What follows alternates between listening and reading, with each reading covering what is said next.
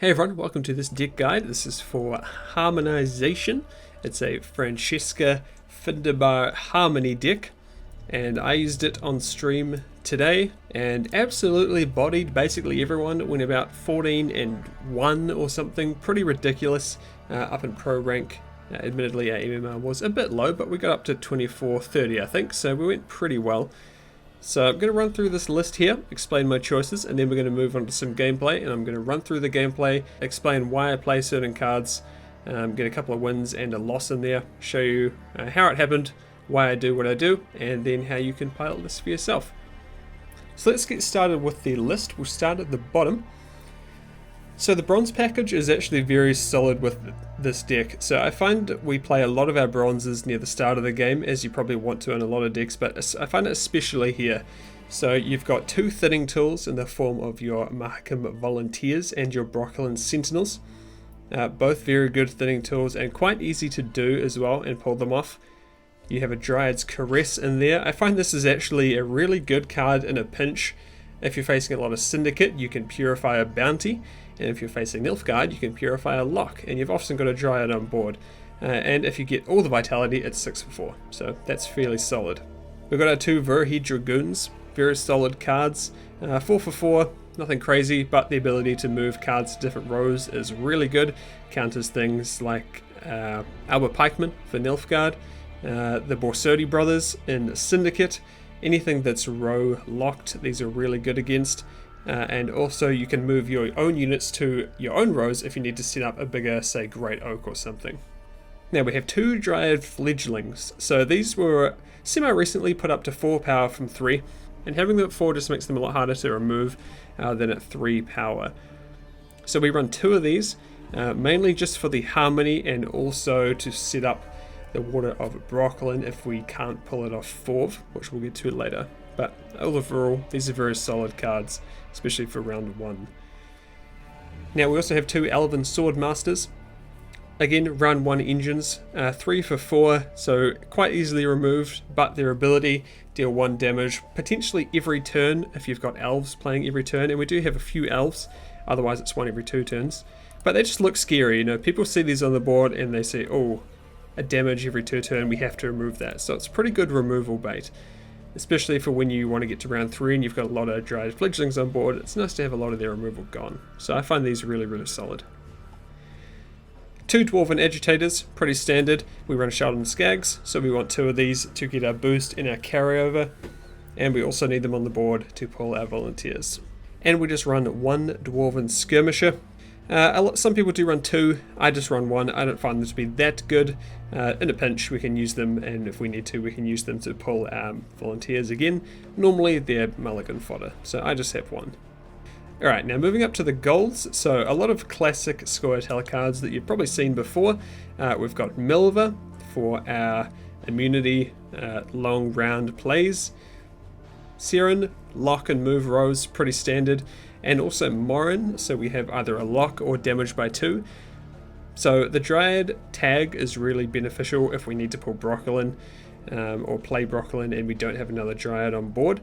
And also works with Barnabas and also can set up targets for our Broccolin Sentinels. So if there's a 4 health unit, we can damage it by 2 and then get our death blow on these.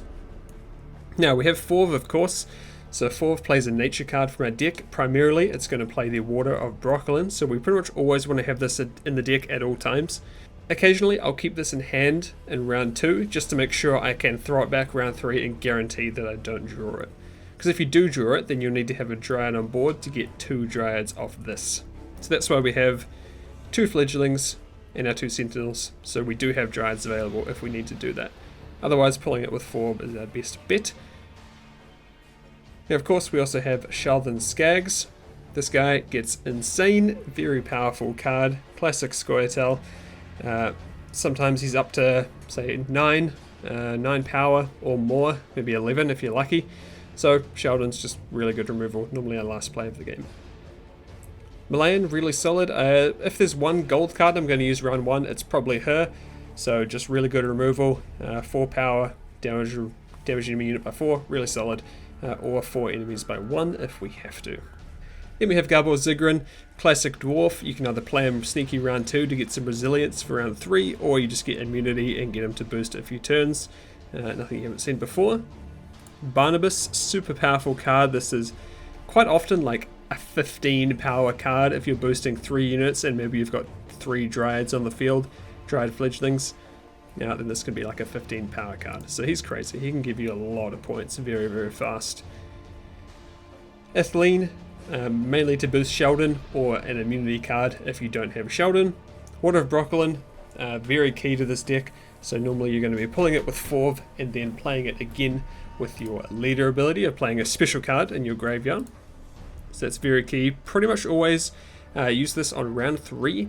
Or if you're being bleed round 2, don't be afraid to chuck this out and then either play the next one in round 3 with your leader, or even play both if you really need to make sure you stop getting bleed. And lastly, we've got the Grad Oak, classic, super powerful, came out in the Crimson Curse expansion. 8 for 13, but often gets way more value than that. So if you've got 6 units on board, you can damage a unit by 6, you can damage by 4 and boost by 2, you can boost by 6, it's a lot of stuff you can do, a lot of versatility there. So Grad Oak's just a classic, really powerful card. So I'm going to move into some games. I'm going to explain the gameplay, why I did certain things, and what my thoughts are just about general plays. So let's move my face off the screen and get straight into that. Alright, so here we are. We are facing big woodland, most likely. Woodland Spirit. So pretty good hand to start off with here. We've got bronze engines in the form of our Swordmasters. We got Harmony. We got Forv, which we want to make sure we keep for later. So this whole hand's pretty good. And we do chuck the lock and get 2 Fledglings, which is really nice for a run 1. So our main goal to start with is just to get some engines going, so we can either start with the Swordmaster or the Fledgling. We do go with the Fledgling to start with. Life is fleeting. Both are probably going to get us a point or 2, so like when we start. So either play doesn't really matter here. But since we did do one, we may as well do the second one, because then both will get Harmony triggers being on board. I don't recall. We get a lucky hit here, so now we have both alive. So next play, pretty clear, Elven Swordmaster. We get 2 Harmony points and another engine on board. So this is going to have everyone start around 1, right? Like we have a lot of recurring points, things that look scary. Swords I smile at. So we're hopefully going to get rid of some removal early as well. And we do pull the early shoot. Now he does get unlucky with the shoot here with the Hunter. He was obviously going for the damage 3 units by 3, but in fact didn't get it, which was lucky for us. But he did manage to pull that card and do 3 damage. So he got 6 instead of 9, but only 3 removal. So definitely better for us. He chooses to get rid of a Harmony engine, which is fine. We've still got another one. Pretty clear play here to pull out the Sentinels, which is really important for deck thinning. So run 1 we always want to try and thin. 1 thin if possible. 2 is ideal. So with the Volunteers and the Sentinels. So we did get the Sentinels off there, which is really, really nice.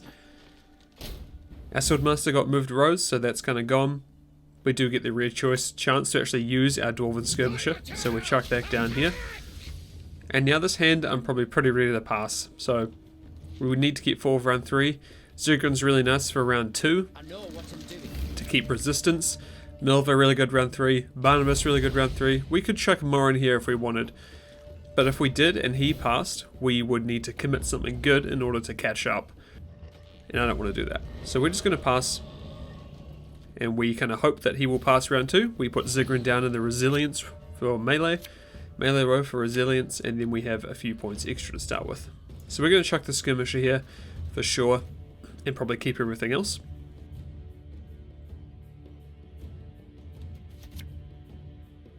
So this is really nice. So we do end up chucking a Volunteer, which maybe wasn't the best play. So what we could have done is if we got resilience with Zigrin, we could have put the Volunteer straight into round 3. But we're facing Woodland Spirit. You know, I was expecting that they would possibly hit us with a push, right? So that's what he did. And I don't want to get pushed. We don't want to get bled. So what I do is I put Milva straight out, and then as far as he's concerned, my hope was that he goes, oh, okay, he's played Milva, we're going to pass because that bleed has been successful. He didn't do that, so now my main goal is to get ahead in points and stay ahead so we don't have to go down a card, or at least not go even. So we're now at 8, he's at 7, we just need to stay ahead each turn. And honestly, our hand's pretty good for it. But I'd rather not commit 4 unless we know we have to. So Morin's pretty good here. Gets the lock on the Thrive. Keeps us ahead. We're getting a point with every Scoia'tael card with Milva. So not bad. So he's pushing pretty hard. He's obviously either going for a very heavy bleed or trying to go for the win. So now this is where I need to start playing seriously. I need to commit. Otherwise we're going to get pushed out of existence and we're going to lose all that potential for all those harmony points. So this was a bit of a risky play. So we're now a few points behind. But he's committed, he's going for it. So now this is the point where we need to say, okay, we need to throw something big down because we're getting behind in points. So 4 comes down, Broccolin comes out. We're now at 22 and 25. So if he passes, we can catch up with 1 card. No worries. But he's really committing, he's going all in. Leader ability, he thinks he can do it.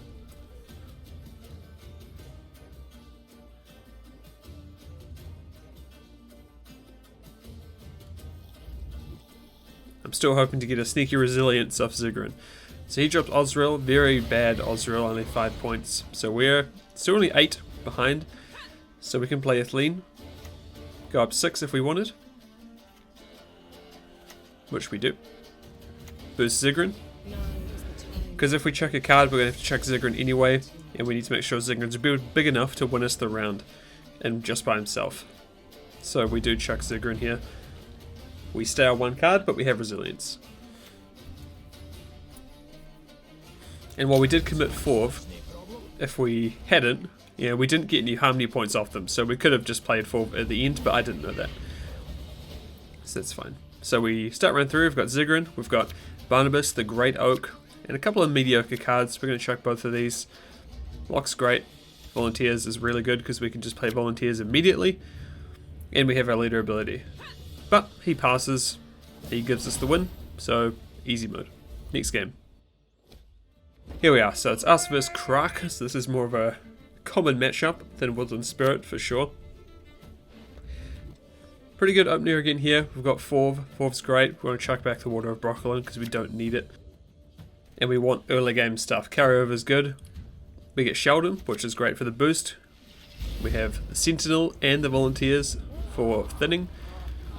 We got some good stuff here. But we also have a lot of really good stuff. So we're going to skip through this part here just because it's a pretty standard bronze game in round 1. Just chucking, carryover, chucking some golds. The only golds I really like using this early are Malayan and Athleen for the carryover, and Malayan's just a solid 4-point damage play. So skipped over round 1 just because it's not really interesting, nothing really happens. We just chuck out our bronzes and a couple of golds and that's it. Where it gets interesting is later. So we did pull the Volunteers, we hadn't pulled the Sentinels yet. So again we chuck those. Now Water of Broccolin is actually quite nice to have in round 2. The main reason for that is, as long as you're not getting bled, you can chuck Broccolin when you go into round 3, and that guarantees you not to draw it. Because you don't want to draw Broccolin in round 3, that's very, very bad. So now our main goal here is just to stay ahead in points. So it looks like he's pushing. Don't be afraid to chuck Milva if you need to, because we know we can get ahead in 1 card. We now play Ziggurin in melee row, Resilience, we're ahead, and we're on even. So we're kind of a card ahead if you think about it, because we'll start with 5 points. Even though we lost Milva, we made sure we didn't get bled, so that's good. So now we can chuck Broccolin, we're guaranteed not to draw it. We did get Dryad's Caress, which isn't that good, but it's better than having a bricked Water of Broccolin. So now we can play it straight away, and go straight in. And I pretty much always play the second one immediately, unless we're playing against like Nilfgaard, maybe. It depends. If you're playing against Orcs, you'll get them all locked. You don't want to do that, but if they're playing a Deathwing Arbalist, they will banish. your card from your graveyard. So you got to be careful. So we have the option of playing 6 Dryad Fledglings here, and I'm going to be pretty greedy, and I do throw them all down at once. So I get them all on the field before we do anything. So that means every card that gives Harmony is going to be giving 6 extra points.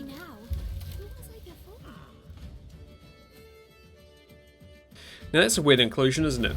So this deck's looking kind of weird.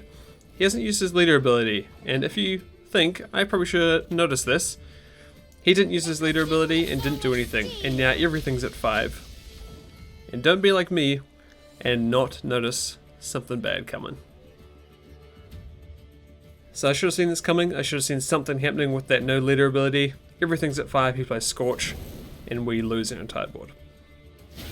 So I wanted to include this game because we very easily could have won this game if I had spotted that he didn't use his leader ability and was pretty clearly setting up a 5-power Scorch.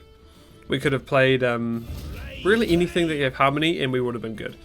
So I wanted to include that as an example because I want to have a loss in here. So he plays Professional and we basically go to get completely wiped out here. Just have nothing on board. You might have seen this crack deck around. Prowling the ladder, ultimate like control, greedy, destroy everything crack deck. So that's what happens to us, we just get completely annihilated. So this is the downfall of this deck. If you can't get your harmonies going and you're getting removed, your deck really likes having cards on board. Great Oak, you need cards on board for it. Markham Volunteers need cards on board. Melvin needs to be playing cards. Barnabas, you need 3 types of cards on board. Harmony, you have to be playing cards. So every card needs something else. And if you get into this situation where each card is basically on their own, you're done for. And this all could have been avoided if I had noticed that he was going for a pretty obvious Scorch. So that's why I wanted to include this. So this is a loss, if you haven't noticed. But GG to him.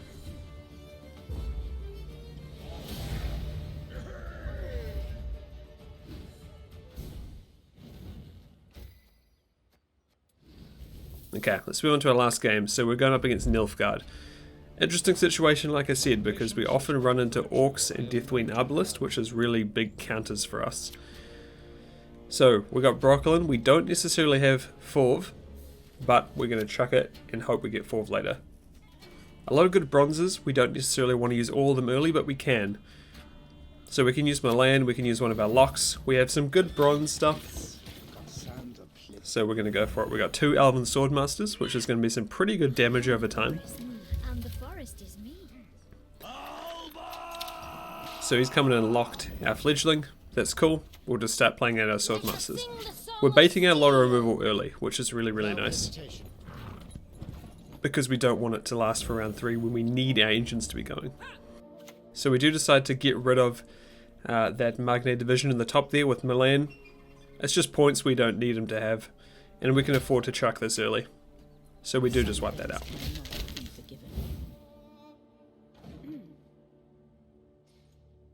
So he's playing a bit of a mill Nilfgaard. Does successfully mill our Forv, which is not good. That means we need a Dryad on board to play Water of Broccolin if we want to get full value. So I misordered that you probably noticed. The Elven Swordmaster loses a cooldown turn if you play an elf, so I should have used the ability before playing the elf. Minor mistake, but sometimes 1 point does come into play, so don't be like that.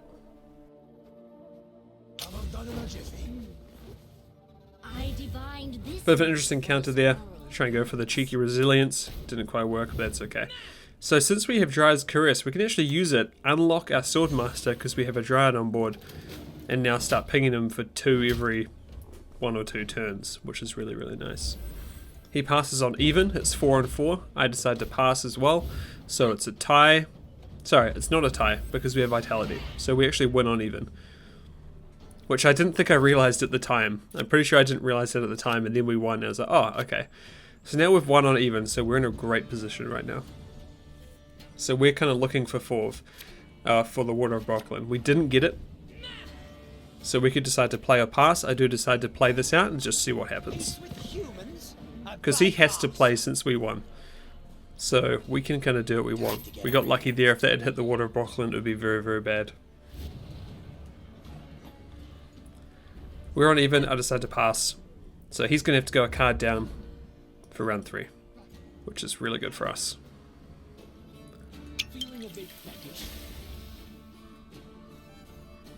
Here we are, round 3. We do draw Water of Brocklin, which is excellent. We need to make sure we have a Dryad in order to get it, and we actually have 2 right now. We have Morin and we also have the Brocklin Sentinels. So we've got to make sure we have a Dryad on board to play the Water of Brocklin, because otherwise we're only getting 1 Dryad. So I set this up for the Brocklin Sentinel. Looking over the Fangs of the Empire is a very weird card. The waters of Brocklin, the taste still upon So I do chuck the Water of Brocklin here just to make sure. I'm a bit nervous he's going to remove my Dryad, so I do that. And I take the risk here. I think it's more likely he has a Deathwing Arbalist than Orcs. And I was right. So he doesn't have Orcs to lock it all. And I think he does play an Arbalist later. So if he had a Deathwing Arbalist, he could banish our Water of Brocklin from our graveyard. He does double play Vegelforts. Gets some pretty good pulls, honestly. And Cantarella is also annoying because it gets rid of Harmony. Because we already have a human on board, so now Milver is not giving us any points off the Fledglings. We do get our Sentinels out, which is great, and now we're just playing for points, basically. So we're going to be boosting Sheldon, we have a lock on hand, we have the Great Oak for some big damage, and we have Barnabas, but he sees the loss, passes, and it's game over. And that's it. Thanks everyone for watching. There's links to my Twitch channel below where I play Gwent 5 days a week, so I encourage you to check that out. And there's also a link to my Twitter where you can follow me for updates on the stream and of course on future videos here on my YouTube channel. So thanks again for watching. There's a deck list in the comments, and I will see you all next time.